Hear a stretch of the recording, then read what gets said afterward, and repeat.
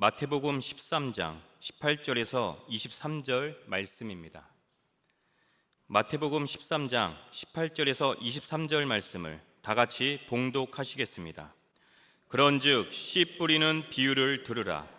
아무나 천국 말씀을 듣고 깨닫지 못할 때는 악한 자가 와서 그 마음에 뿌려진 것을 빼앗나니 이는 곧 길가에 뿌려진 자요 돌밭에 뿌려졌다는 것은 말씀을 듣고 즉시 기쁨으로 받되 그 속에 뿌리가 없어 잠시 견디다가 말씀으로 말미암아 환난이나 박해가 일어날 때에는 곧 넘어지는 자요 가시떨기에 뿌려졌다는 것은 말씀을 들으나 세상의 염려와 재물의 유혹에 말씀이 막혀 결실하지 못하는 자요 좋은 땅에 뿌려졌다는 것은 말씀을 듣고 깨닫는 자니 결실하여 어떤 것은 100배, 어떤 것은 60배, 어떤 것은 30배가 되느니라 하시더라. 아멘. 말씀의 제목을 다 함께 따라해 주시길 바랍니다. 천국이 있기에, 천국이 있기에. 아주 오래된 일인데 제 친구의 친할머니가 수사반장 드라마를 보다 돌아가셨어요. 범인이 누군지 뻔히 아는데 형사들이 검거하지 못하고 계속 그 드라마 속의 범인이 사람을 죽이고 하는 그런 걸 보니까 막 혈압이 올라가셨던 것 같아요. 그래서 보다가 억 하시고 돌아가셨어요. 우리는 종종 드라마를 보면서 열받기도 하고 답답해하기도 하고 극중 인물의 감정이 입이 되어서 소리를 지르기도 하고 울기도 합니다. 그런데 여러분, 드라마는 다큐멘터리가 아니에요. 실제가 아니란 말입니다. 그러니까 그 드라마 보면서 여러분 제발 좀 감정 소모 좀 많이 하지 마세요. 드라마는 말도 안 되는 이야기가 나오더라도 요즘 보니까 아침 드라마 보면은요 그냥 말도 안 되는 사랑 이야기인데 막 3번 4명 번갈아 가면서 이렇게 짝이 지어지고 저는 도대체 이해가 안 되더라고요. 그래서 안 보는데 어쨌든 여러분, 드라마는 말도 안 되는 이야기가 나오더라도 드라마일 뿐이에요. 드라마예요. 그냥 사실이 아니에요. 여러분, 성경은 한 권으로 되어진 책이지만 사실은 여러 다양한 문학적인 장르가 총집합되어 있는 책입니다. 성경에는 시편과 아가서와 같은 시와 음악, 노래 가사도 있고요, 묵시문학과 같은 다니엘서와 요한계시록처럼 전혀 우리가 이해하지 못하는 미래에 일어날 일과 같은 묵시문학과 같은 그런 문학서도 있고요, 그리고 예언서와 같이 호세아, 아모스, 미가, 나움 이런 예언서도 있고요, 역사서인 사무엘상하, 역대상하 이런 역사서도 있고요, 율법서인 모세오경, 창세기, 출애굽기, 레위기, 민수기, 신명기 같은 율법서도 있고요, 바울이 쓴 책들은요 서신서가 많아요. 편지예요. 편지. 교회의 성도들에게 보내는 편지도 있고요, 그리고 마태, 마가, 누가, 요한이 쓴 복음서도 있습니다. 다 문학적인 장르가 다릅니다. 그리고 복음서 안에서는요 어떤 기적적인 사건을 기록해 놓은 기적적인 기록도 있고요, 역사적인 서술을 내용한 어떤 역사적인 내용도 있고요, 교훈의 모음도 있고 비유도 있습니다. 비유. 그러니까 여러분, 성경 읽을 때 이 문학 장르에 맞게끔 읽어야 되는 거예요. 로마서를 읽을 때 묵시록처럼 읽어서도 안 될 것이고, 시편처럼 시처럼 읽어서도 안 될 것이고, 반대로 시편을 읽을 때 로마서처럼 읽어서도 안 될 것입니다. 오늘 본문의 비유는 그 장르를 읽을 때 어떤 논리적인 의미를 부여하려고 한다거나 신학적인 의미를 부여하려고 하거나 아니면 그것을 지나치게 따져서 분석하려고 한다면요 굉장히 위험해집니다. 그냥 비유는 비유일 뿐이에요. 그래서 비유를 해석하거나 비유를 풀 때 가장 경계해야 되는 것 중에 하나가 뭐냐면요 신학화 작업이에요. 비유는 신학화 작업을, 이론적인 작업을 해서는 안 되는 겁니다. 작은 것까지 세분화해서 거기다가 의미를 부여하다가는요 이상한 논리에 빠지게 돼요. 비유라는 것은 일반적으로 사람들의 이해를 돕기 위해서 그 복잡한 내용을 쉽게 설명한 것이기도 하지만 특정한 사람들에게만 알도록 다른 사람들이 알아듣지 못하도록 하기 위한 비유도 있어요. 이거 너만 알아들어 하고 둘만 알아듣는 이야기를 하는 것, 다른 사람 못 알아듣게 비유로 얘기를 하는 것. 그러니까 여러분, 비유를 우리가 해석을 할 때는 이 비유가 어떤 사람에게 어떤 의도로 기록되었는가가 중요한 거예요. 성경에 나오는 비유와 비슷한 것이 오늘날 우화라고 있습니다. 성경에 나오는 비유와 비슷한 내용들이 이솝 우화, 이런 우화가 비유랑 비슷한 내용이에요. 근데 해석하는 사람들에 따라서 이 우화나 비유가 여러 다양한 해석 방법이 나옵니다. 제가 이솝 우화에 나오는 한 가지 비유를 여러분들에게 예로 말씀을 드리겠습니다. 석류나무와 사과나무가 서로 자기 열매가 더 맛있다, 자기 열매가 더 예쁘다라고 입씨름을 하고 있었어요. 이 싸움이 절정에 올랐을 때에 가시나무가 고개를 들고 참견을 했습니다. 이제 싸움질들은 우리 그만둡시다. 다 같은 나무끼리 잘났으면 얼마나 잘났다고 그 야단들이요. 가시나무가 뭐라 했어요? 여러분들은 이 우화의 교훈이 무엇이라고 생각되십니까? 이 우화에서 어떤 교훈을 얻을 수 있습니까? 제가 이 우화에 대해서 인터넷에 어떤 교훈인가 찾아봤더니 윗사람들이 서로 싸움질하면 아랫사람들의 비난을 받게 된다라는 교훈이래요. 그러니까 고상한 열매를 맺는 사과나무와 석류나무가 싸우니까 열매도 맺지 못하는 형편없는 가시나무가 자신의 주제도 모르고 사과나무와 석류나무를 책망한 것이다. 이렇게 인터넷에서는 해석을 합니다. 근데 저는 이 우화를 좀 다르게 해석해 보고 싶어요. 세상 사는 사람들이 너무 복잡하게 갈등이 많잖아요. 싸움이 많잖아요. 그러니까 사과나무와 석류나무가 싸우는 것을 본 가시나무가 안 그래도 세상에 사람들이 너무나도 갈등을 많이 일으키고 싸움질을 많이 하는데 우리끼리 싸워서 세상을 더 복잡하게 만들 필요가 뭐가 있겠느냐라고 저는 해석을 했어요. 어떤 해석이 여러분 맞습니까? 여러분, 이만큼 비유는 해석하는 게 다 다를 수밖에 없습니다. 오늘 제가 여러분들과 함께 생각해 보고 싶은 씨 뿌리는 자의 비유는 굉장히 유명한 비유임에도 불구하고 해석도 다양하고 적용도 다양해서 오히려 혼란스러운 비유이기도 합니다. 제가 오늘 여러분들에게 이 비유를 소개하고 설명할 때에 한번 여러분들이 그 배경을 생각해 보시면서 상상해 보게 되기를 바랍니다. 한 번은 예수님이 바닷가로 나가셨어요. 근데 너무 많은 사람들이 모여 있으니까요, 그 사람들에게 인파에 밀려서 바닷가에 빠질 것 같으니까 바닷가에 있는 배를 좀 띄워서 사람들과 한 몇 메다 떨어지게 한 다음에 바닷가의 배에서 비유로 설명을 하셨습니다. 그때 씨 뿌리는 자의 비유에 대해서 설명하신 거예요. 씨 뿌리는 농부가 있었습니다. 이 농부가 나가서 씨를 뿌릴 때 어떤 씨는 길가에 떨어져서 뿌리를 내리지도 못한 채 새가 와서 먹어버렸고, 어떤 씨는 돌밭에 떨어졌는데 흙이 깊지 못해서 뿌리를 내리지 못하고 결국 말라 죽었고, 어떤 씨는 밭에 떨어지기는 했지만 뿌리를 내리는 듯 했지만 가시덤불과 잡초가 많아서 양분을 다 빼앗아 가서 결국 열매 맺지 못하고 말라 죽어버렸고, 어떤 씨는 옥토에 떨어져서 많은 결실을 맺었습니다. 그리고 예수님이 뭐라고 말씀하셨느냐? 들을 귀 있는 자는 들을지어다, 이렇게 얘기하셨어요. 알아들을 수 있는 사람들은 알아들으세요, 이렇게 얘기를 한 거예요. 이 비유를 들은 사람들은요, 도대체 예수님이 밑도 끝도 없이 얘기하신다, 무슨 말씀을 하시는 건지 도저히 거기 있는 사람들은, 수많은 군중들은 알아듣지 못했습니다. 제자들도 알아듣지 못했어요.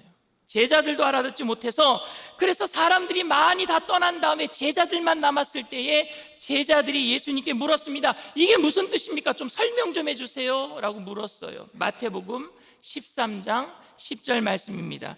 제자들이 예수께 나와 이르되 어찌하여 그들에게 비유로 말씀하시나이까? 못 알아들었어요. 저희들도. 왜 비유로 말씀하시는 겁니까? 그런데 그때 주님은 뜻밖의 말씀을 하시는 겁니다. 마태복음 13장 13절 말씀입니다. 그러므로 내가 그들에게 비유로 말하는 것은 그들이 보아도 보지 못하며 들어도 듣지 못하며 깨닫지 못함이니라. 이 얘기는 뭐예요? 그들이 듣고 깨달으면 안 된다라는 얘기예요. 그 군중들은 내가 한 비유를 듣고 깨달으면 안 된다 그러면서 제자들에게만 이 비유를 설명해 줬습니다. 길가에 떨어졌다라는 것은 복음을 들었지만 복음을 거부하는 사람들을 의미하고, 돌밭에 떨어졌다라는 것은 복음을 들을 때에 기쁨으로 받았지만 그 복음으로 인하여서 환난을 받게 되거나 고난을 받게 되었을 때 복음을 떠나버리는 사람들이 돌밭에 떨어진 사람들이고, 가시밭에 떨어졌다라는 것은 복음을 기쁨으로 받아들였지만 그래서 뿌리를 내리는 듯하지만 세상의 염려 때문에, 재물의 염려 때문에 그 복음의 결실을 맺지 못하고 말라진 것을 얘기한 것이고, 옥토에 떨어졌다라는 것은 복음을 듣고 깨달아서 많은 결실을 맺는 것을 의미한다 라고 예수님이 제자들에게만 설명을 해 주셨습니다. 그리고 주님은 천국의 비밀을 아는 것은 다른 사람들에게는 허락되지 않았기 때문에 비유를 사용하셨다라고 제자들에게 그 의미를 말씀해 주셨습니다. 여러분들은 이 비유에 대해서 어떻게 생각하십니까? 왜 주님이 이렇게 하셨을까요? 왜 많은 사람들은 알지 못하고 제자들만 알게 하셨을까요? 이 비유의 의미와 교훈은 여러분 뭐라고 생각하십니까? 일반적인 사람들은 이 비유를 들으면 어떻게 생각하는 줄 아십니까? 내 밭은 무슨 밭이지? 혹시 내 밭이 길가 아니야? 내 밭이 혹시 가시밭 아니야? 내 마음의 밭이 혹시 돌밭 아니야? 이렇게 생각하는 거예요. 그래서 내 밭은 무엇인가? 또 어떤 사람들이 이렇게 생각합니다. 우리가 전도할 때 옥토에다가만 전도해야 되는 거야. 돌밭은 던져봤자 마귀가 주워 먹어버려. 그리고 가시밭은 열매도 못 맺어. 우리는 그러니까 옥토로 준비된 사람에게 전도해야 돼. 이렇게 해서 저 사람이 옥토인가? 저 사람이 돌밭인가? 저 사람이 가시밭인가? 판단하게 된단 말입니다. 근데 저는 이런 비유가 정당하지 않다라고 생각합니다. 여기 여러분들 중에 혹시 옥토라고 생각하는 분 한번 손 들어보세요. 나는 옥토다. 저도 제가 옥토가 아닌 것 같아요. 저도 제가 제 마음의 밭이 가시밭 같아요. 염려가 많아요. 그래서 하나님의 말씀을 듣고 아멘 했다가도 세상에 나가서 살다가 불안하고 염려가 들어오면은요, 그 열매를 맺지 못하는 내 자신을 바라볼 때가 많단 말입니다. 근데 주님은 이런 식으로 너희들 마음 밭을 한번 판단해봐라, 다른 사람들이 마음의 밭이 무엇인지 판단해봐라 라는 말씀으로 오늘 이 말씀을 하신 게 저는 아니라고 생각합니다. 오늘 이 비유는 여러분들의 마음의 밭이 어떤 밭인지 하는 것을 강조하거나, 그래서 여러분들의 마음의 밭을 잘 기경해서 갈아엎어서 열매 맺을 수 있다는 이야기를 하는 것이 저는 아니라고 생각합니다. 제가 그렇게 생각하는 첫 번째 이유는 복음의 능력이 우리 마음의 밭을 기경하는 것이지, 우리가 노력해서 잘 준비를 해서 그래서 옥토를 만들어 놔야지만 복음이 열매 맺게 한다는 사실이 아니란 말입니다. 복음이 우리를 변화시켜 주실 줄 믿습니다.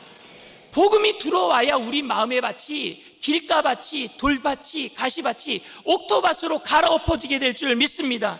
우리가 마음의 밭을 잘 준비해 놓을 때 복음이 들어와서 역사하는 것이 아니라, 우리의 마음이 굳고 악하고 교만하고 탐욕스러울지라도 복음이 들어올 때 마음의 밭은 갈아엎어지게 될 줄 믿습니다. 복음의 능력이 있는 것이지 내게 능력이 있는 게 아니잖아요. 더 심각한 두 번째 이유는, 정말 마음의 밭을 그렇게 준비를 해야만 했다면 이 비유를 들었던 모든 사람들에게 예수님은 그 비유의 의미를 설명해 주어야만 했습니다. 그런데 주님은 설명도 안 했어요. 올바른 복음 전파는 뭡니까? 너 지금 길가야, 너 지금 돌밭이야, 너 지금 가시밭이야, 그러니까 옥토밭으로 변화시켜야 돼, 이렇게 얘기를 해야 되는 것 아닙니까? 그래야지 진정한 복음 전파죠. 그런데 예수님은 말씀 안 하셨단 말입니다. 너희들 회개하고 네 자신들을 판단하고 옥토로 만들어라, 이렇게 알도록 말씀해 주셔야 되는 것 아닙니까? 그런데 예수님은 말씀 안 하셨어요. 이 두 가지 이유 때문에 저는 이 비유를 우리 자신들의 상황을 알고 우리가 옥토로 변화되어 30배, 60배, 100배의 축복을 받아야 되겠다라는 결단을 만드는 그런 말씀으로 저는 이해하지 않았습니다. 오늘 비유는 우리가 길가든 돌밭이든 가시밭이든 결국 우리는요 말라 죽을 수밖에 없는 절망의 밭이란 얘기예요. 우리는 예수님과 우리가 연합되어 있지 아니하면은요 우리는 절망의 밭이에요. 그런데 우리가 길가든 우리가 돌밭이든 우리가 가시밭이든 주님과 인격적인 관계를 맺고 있으면은 우리는 결국에 다 옥토가 되게 될 줄 믿습니다. 주님과 연결되어 있으면은.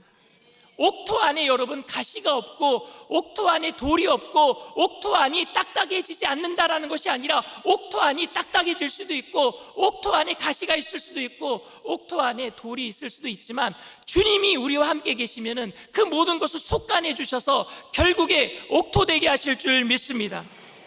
그러니까 예수님은요 제자들이 배반할 것도 아셨어요. 제자들이 낙심하고 그리고 숨어버릴 것도 아셔서 십자가 사건 이후에 다 숨어버렸잖아요. 그러나 그렇게 연약함에도 불구하고 그렇게 나약함에도 불구하고 그들이 배신하고 욕심 때문에 예수님을 부인할 것도 아셨지만 그들을 옥토라고 여기시고 오늘 이 비유로 그들을 격려해 주신 줄 믿습니다. 그렇다면 다시 한번 여러분들에게 묻겠습니다. 여러분들은 이 비유를 어떤 교훈으로 받아들이고 계십니까? 이 비유를 통해서 어떤 교훈을 우리는 얻을 수 있습니까? 여러분 마태복음 13장 말씀이 오늘, 근데 마태복음 13장에는 씨 뿌리는 자의 비유뿐만이 아니라 엄청난 많은 비유들이 있어요. 알곡과 가라지의 비유, 그리고 누룩의 비유, 그리고 겨자씨의 비유, 그리고 밭에 숨긴 보아의 비유, 여러 가지 비유가 다 있어요. 그래서 마태복음 13장을 여러분 무슨 장이라고 하신 줄 아십니까? 천국장이라 그래요. 천국, 여러분 제가 끊어서 읽었어요. 천국장이 아니라 맛있는 천국장이 아니라 천국장이라고요. 천국을 비유하는 비유들이 다 쓰여 있는 장이 마태복음 13장이에요. 천국의 특징에 대해서, 천국이 이런 곳이다라는 것에 대해서 예수님은 마태복음 13장에 쭈르륵 설명을 하셨어요. 비유로 다 설명을 하셨어요. 천국은 마치 겨자씨와 같아서 처음에는 작게 시작하지만 나중에는 커지는 거예요. 그래서 새들이 깃들 수 있어요. 천국은 마치 알곡과 가라지가 함께 있는 것 같아서 가라지가 많기는 하지만 알곡이 다칠까 봐 마지막 때까지 그냥 제거하지 아니하고 두는 것뿐.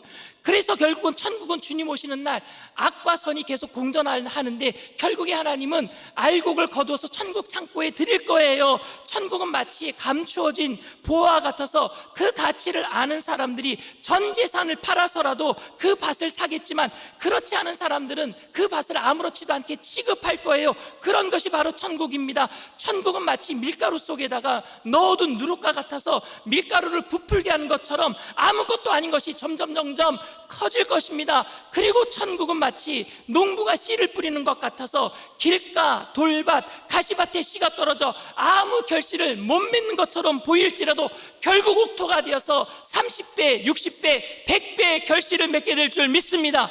예수님이 지금 그 말씀하고 있는 거예요. 계속해서. 제가 지금 13장에 나와 있는 비유의 말씀을 간단하게 말씀을 드렸는데 이 비유의 공통점을 아시겠어요? 공통점은 뭐냐? 아무것도 아닌 것처럼 보이는 게 결국에는 성장한다는 거예요. 사람들이 아무것도 아닌 것처럼 취급해버린 것 속에 보화가 있고 그것이 아무것도 아닌 것 미미해 보이지만 새가 깃드는 나무처럼 크게 성장하는 게 천국인 줄 믿습니다. 이 천국의 비밀을 제자들에게만 말씀하신 이유는 제자들이 하나님 나라 복음을 전하다가 낙심할까 봐, 포기할까 봐, 중간에 그만둘까 봐 그들을 격려하고 위로하고 그렇게 하신 거예요. 약해 보이지만 아무것도 아닌 것 같지만 결코 낙심하지 말아야 할 것은 이 천국은 겨자씨와 같아서 반드시 새들이 깃드는 나무가 될 거야. 이 천국은 그야말로 다른 사람들은 다 걷어차버리고 아무것도 아닌 것처럼 함부로 대하지만 이 천국은 밭에 감추어진 보화와 같아서 그 무엇과도 바꿀 수 없는 것이 될 거야. 그러니 낙심하지 말고 포기하지 말자 말씀하시는 거예요. 이 하나님의 나라를 붙들고 끝까지 믿음의 길을 가라, 이것이 제자들에게 해주고 싶었던 예수님의 말씀이었습니다. 우리는 이 세상에서 복음으로 산다라는 것이 얼마나 힘든 일인지 모두 경험하고 있습니다. 이 세상을 보면 정말 가망이 없는 것 같아요. 정치를 보더라도, 전 세계의 정세를 보더라도 가망이 없어요. 신냉전 체제가 오는 것 같아요. 우리나라뿐만이 아니라 미국도 트럼프와 지금 대통령이 대선을 하면서 얼마나 싸우는지, 트럼프 대통령을 죽이려고 누구는 또 총을 쏘고, 세상이 왜 이렇게 어지러운지 가망이 없는 것 같아요. 어디에다 희망을 둬야 될지 모르겠어요. 사람들은 변할 것 같지도 않고, 세속주의 물결은 더욱 거세지고, 복음은 예전보다 전하기가 더욱 힘들어졌어요. 복음을 전하면 너나 잘 믿으라 그러고. 그런 상황에서 정말 교회가 부흥할 수 있을까? 다시 하나님의 영광을 드러내는 부흥의 시기가 올 수 있을까? 낙심되기도 합니다. 그리고 이 세상에서 살아가고 있는 우리는 또한 어떻습니까? 그렇게 하나님의 말씀을 제가 다짐하고 그렇게 결심하고 살지만 왜 그렇게 쉽게 흔들리는지, 왜 그렇게 쉽게 포기하는지, 아무것도 아닌 것 때문에 주저앉아서 울고 그냥 포기해버리고 있지는 않습니까? 이제 물결 흘러가는 대로 몸을 맡기고 살고 싶어요. 물결을 거슬러 올라가는 살아있는 물고기처럼 몸부림치는 일은 더 이상 버거워서 할 수가 없어요. 이제 자신이 없습니다. 이렇게 말하는 사람들을 만나기도 합니다. 이런 우리들에게 오늘 주님이 말씀하고 계시는 거예요. 하나님 나라는 반드시 이루어진다. 기어코 하나님께서 회복시켜 주시는 그날에 교회는 승리하게 될 줄 믿습니다. 진리는 반드시 이기고 견뎌서 뿌리를 내리게 되고 열매를 맺게 될 줄 믿습니다. 그러니까 포기하지 맙시다. 주님이 말씀하고 있는 거예요. 어떤 한 78세 된 노인이 2002년도에 렘브란트가 그린 돌아온 탕자라는 유명한 그림이 있거든요. 근데 그 그림을 5,000피스로 쪼개놓은 그 피스 조각을 사서 집안 마룻바닥에다 다 쏟아놓고 맞추기 시작했어요. 성취감을 느끼려고. 그런데 2002년도에 시작한 게 몇 년도에 끝났느냐? 2010년에 끝났어요. 8년 동안 5,000피스 조각 맞춘 거예요. 맞추기 너무 힘든 거예요. 5,000피스니까 8년 걸렸어요. 근데 그 8년 동안에 할머니도 돌아가셨어요. 근데 할머니도 돌아가셨는데 포기하지 아니하고 이 5,000피스를 다 맞췄어요. 그런데 마지막 조각을 맞췄는데 허망한 거예요. 왜? 한 조각이 없어졌어요. 4,999개가 있는데 한 조각이 빵꾸가 나 있는 거예요. 다 있는 줄 알고 맞췄는데 한 조각을 잊어버렸어요. 집에서 키우는 개가 먹어버린 것 같아요. 만약에 여러분 할아버지가 한 조각이 없어진 것을 알았다면 맞추는 것을 계속 포기하지 않고 했을까요? 처음에 이게 5,000 조각이 아니라 4,999개였다면 시작했을까요? 중간이라도 한 조각 개가 먹어버린 사실을 알았다면 끝까지 8년 동안 이걸 맞추고 있었을까요? 제 생각에는 그거 그만뒀을 것 같아요. 왜? 허망한 거잖아요. 끝이 확실하지 않잖아요. 여러분들에게 묻고 싶습니다. 여러분들은 결과가 확실하지 않은 일들을 지금 시작할 수 있습니까? 결과가 보장되지 않으면 우리가 인생을 걸고 살아야 될 이유가 없어요. 결과가 보장되지 않는다면 나는 거기 인생을 투자하지 않을 겁니다. 그런데 반대로 여러분, 결과가 보장이 되어서 그 수고가 헛되지 않으면 우리가 안다면 중간에 포기할 수 있습니까? 어떤 일이 와도 포기할 수 있습니까? 결과가 보장되어 있다면 말입니다. 결과가 보장되어 있다면 절대 포기하지 않을 거예요. 저는 아무리 힘들어도 저는 포기하지 않을 겁니다.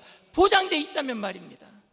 눈에 보이는 대로 세상을 살아가며 천국을 조롱하고 하나님의 다스림을 인정하지 않던 사람들이 부끄러움을 당할 날이 반드시 올 거라고 주님은 말씀하셨습니다. 하나님의 나라는 반드시 옵니다. 하나님 나라를 갈망하는 사람들의 기도를 통해서 하나님은 상상하지 못한 일들을 이루실 것이고, 주님의 통치가 드러나는 교회의 회복을 위한 그 염원과 간절한 기대도 말할 수 없는 조롱과 비판을 뚫고 반드시 꽃을 피우게 될 줄 믿습니다. 결과는 확실하니까요. 포기하지만 않는다면. 예수님께서 이 땅에 오심으로 이미 임한 하나님의 나라가 제자들이 보기에는 하찮고 너무 미미해서 아무도 복음을 받아들이지 않을 것 같았고 아무도 제자들의 말을 믿을 것 같지 않았지만 그들은 주님의 비유를 듣고 깨달았기 때문에 포기하지 않았어요. 잠시 잠깐 염려하고 십자가 사건 이후에 숨어 지냈지만 결국에 성령 받고 포기하지 않았을 때 꽃을 피워서, 그래서 로마의 박해에도 불구하고 로마를 뒤집어 버려서 AD 313년에 콘스탄티노플 왕자가 기독교를 공인하게 되는 놀라운 역사를 만들어낸 줄 믿습니다. 그런 꽃이 다시 필 거예요. 주님의 승리가 확정되었다면 가장 안타까운 것은 고난을 당하는 것도 아니고 넘어지는 것도 아닙니다. 하나님의 승리가 확정되었다면 가장 안타까운 것은 낙심하는 것이고 그 싸움을 포기하고 그만두는 것 아닙니까? 오늘 여러분 혹시 낙심하고 포기하고 그만둔 일이 있습니까? 다시 일어나게 되기를 바랍니다. 주님은 분명히 우리에게 승리를 주실 줄 믿습니다. 사랑하는 성도 여러분, 오늘 비유는 낙심할 수밖에 없는 세상에서 살아가는 제자들에게 당부하신 비유의 말씀입니다. 결국 우리는 옥토로 열매 맺게 될 줄 믿습니다. 결국 우리는 겨자씨 같지만 큰 나무가 될 줄 믿습니다. 우리는 가라지와 섞여 혼란스러운 삶을 살고 있지만 결국 알곡이 되어서 주님 나라 곳간에 들어가게 될 줄 믿습니다. 세상 사람들은 모든 것을 주님에 걸고 있는 우리들을 미쳤다라고 말할지는 모르겠지만 결국 우리는 숨겨진 보화를 찾아낸 믿음의 사람들인 줄 믿습니다. 그러니 포기하지 말고 낙심하지 말고 주님을 위해서 날마다 믿음으로 전진해 나가는 저와 여러분들 다 되시기를 주님의 이름으로 축원을 드립니다. 이 시간 말씀을 생각하시면서 잠시 묵상으로 기도해 주시기를 바랍니다. 오늘 저희 교회에 처음 나오신 분이 계십니까? 오늘 예수님을 처음 믿기로 작정한 분이 계십니까? 여러분 한번 세상을 보세요. 세상은 갈등의 연속이에요. 문제의 연속이에요. 잠깐 희망이 있을 수도 있어요. 그런데 그 희망을 삼키기에 너무나도 충분 큰 문제는 또다시 우리들을 엄습합니다. 그 속에서 우리가 어떻게 살아갈 수 있겠습니까?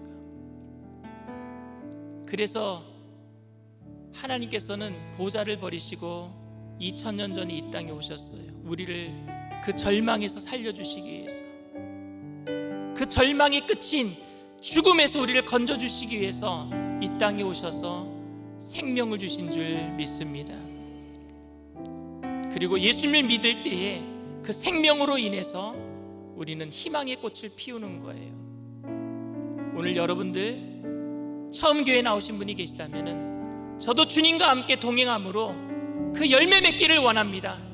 세상에서 주는 그냥 유효기간이 있는 열매가 아니라 영원한 열매, 생명의 열매, 그 열매를 맺기를 원합니다 하시는 분들은 믿음을 가지고 그 자리에서 일어나 주시길 바랍니다. 인터넷상에서, TV상에서 예배드리는 그 자리에서 믿음을 가지고 일어나 주시길 바랍니다. 그리고 믿음으로 일어나신 분들은 제가 하는 기도를 따라해 주시길 바랍니다. 하나님 아버지, 저는 죄인입니다. 어디에서 와서 왜 살며 어디로 가는지 알지 못하고 방황하며 살았습니다. 저의 죄를 위하여 십자가에서 죽으시고 부활하신 예수님을 제 구주로 모셔드립니다. 저는 하나님의 자녀가 되었습니다. 지금부터 영원토록 주님과 함께 살겠습니다. 예수님의 이름으로 기도드립니다. 아멘. 할렐루야. 여러분을 진심으로 축복하고 환영합니다. 하늘 소망이라는 찬양이 있는데요, 우리 다 같이 찬양하겠습니다. 나 지금은 비록 땅을 버타며 살지라도 내 영혼 저 하늘을 디디며 사네. 내 주님 계신 눈물 없는 곳 저 하늘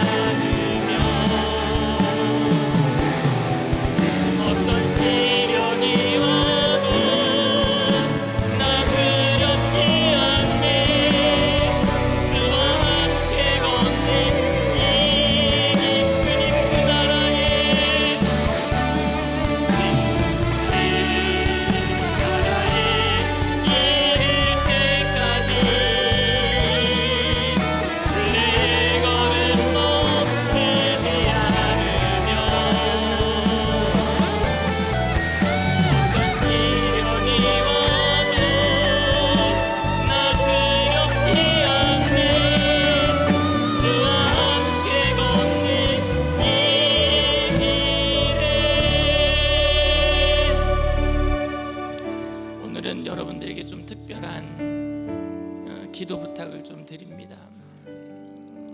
어저께 저녁 9시 30분에 중산교구에서 연락을 받았어요.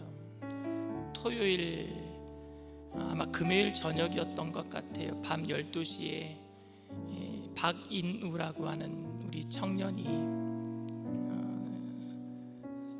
목욕탕에 샤워를 하러 들어갔다가 넘어져 쓰러진 거예요. 그냥. 근데 부모님이 새벽 2시에 발견을 했어요. 그래서 중환자실로 옮겼고, 그래서 중환자실에 어저께 너무 위독하다 그래서 제가 연락을 받고 밤에 쫓아갔어요. 온 가족들, 또 우리 총무권사님, 전도사님 다 나와 계셔서 가족들과 함께 기도를 했습니다. 호수를 꽂아놓고 무의식 중에 있는 인우를 그 머리에다가 손을 얹고 기도를 했어요. 그리고 가족들에게 그런 얘기를 했어요. 하나님의 영광을 위해서 하실 일을 우리가 기대합시다. 사실은 큰 일을 당하면 우리에게 먼저 드는 게 죄책감이, 혹시 나 때문에 이런 일을 우리 자식이 당한 거 아닌가 하는 죄책감이 믿음의 부모님들에게는 들어요. 그런데 그런 죄책감은 아무런 도움이 안 돼요. 마귀가 갖다 주는 것이고, 하나님의 일을 기대합시다 그랬어요. 하나님의 일을 기대합시다. 세상에 살다 보면 여러분 황망한 일들을 많이 당합니다. 그런데 낙심하지 않을 것은 우리에게 소망이 있기 때문이에요. 천국이 있기 때문인 줄 믿습니다. 오늘 우리 박인우 20살, 26살이에요. 26살 우리 청년을 위해서 기도해 주시고, 또 그 어머니 이형희 지역장님 위해서 기도해 주시고, 아버님 집사님과 또 가족을 위해서 기도해 주시고, 또 여러분들도 낙심하지 말게 되기를 바랍니다. 세상은 있으면 교만하고 없으면 낙심해요. 그래서 낙심과 교만은 똑같은 현상입니다.